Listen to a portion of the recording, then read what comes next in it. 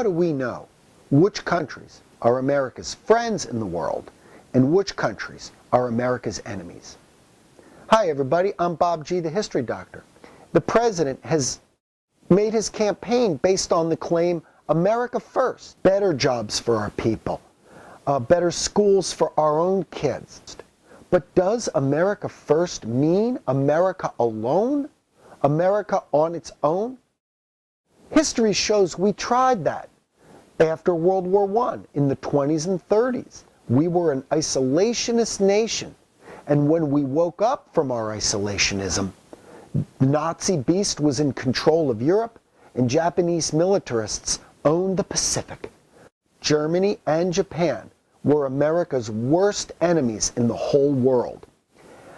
We declared war on one another, and our people killed one another and destroyed one another's cities in huge numbers. Today, America has no better friends in the whole world than Germany and Japan. So we note and emphasize Charles de Gaulle's observation that nations have no permanent alliances, but only permanent interests.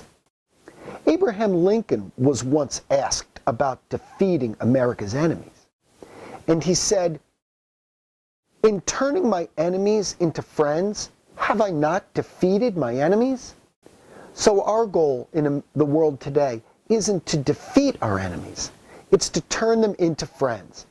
Let's take a look at two specific countries. Saudi Arabia appears to be our friend in counterbalancing Iranian power in the Middle East.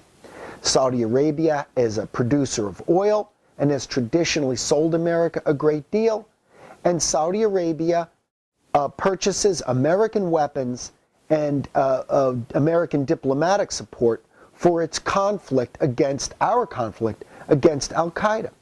But simultaneously, Saudi Arabia is a monarchy and in no way shares America's democratic values on the equality of the people. So today, should we be selling Saudi Arabia massive amounts of weaponry to pursue Al-Qaeda, or is Saudi Arabia actually using those resources against our own interests? We note that 15 out of 19 September 11 hijackers were from Saudi Arabia. And the second example, I think, is Pakistan. Pakistan purchases American weapons, ostensibly for battling the Taliban and Al-Qaeda.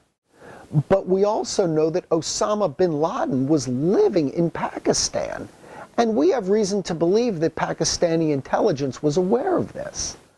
America needs Pakistan in its campaign to put Al-Qaeda out of business, but the record does show that Pakistan will warn Al-Qaeda when the Americans are coming.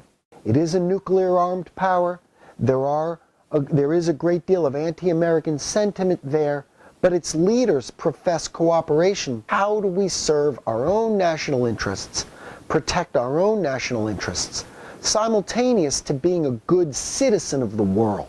We don't have the resources to correct every injustice in the world, but simultaneously, there's things in the world that we can't allow. When we discovered the Holocaust in 1945, Americans said never again.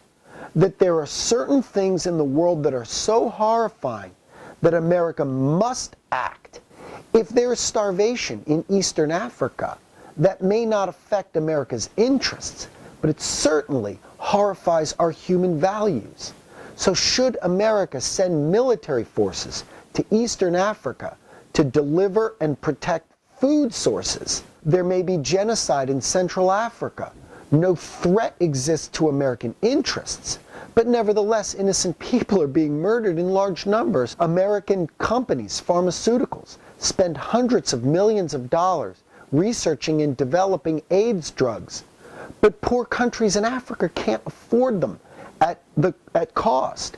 So African governments may bootleg those pills. African governments say to our companies, "You greedy Americans are putting your profits over our people's lives." And our companies respond by saying, "We can't have our inventions stolen from us." So what's the answer to this? What set of interests should our government serve? How can America promote democratic values in the world while simultaneously not dictating to other countries and cultures what their ways of life must be?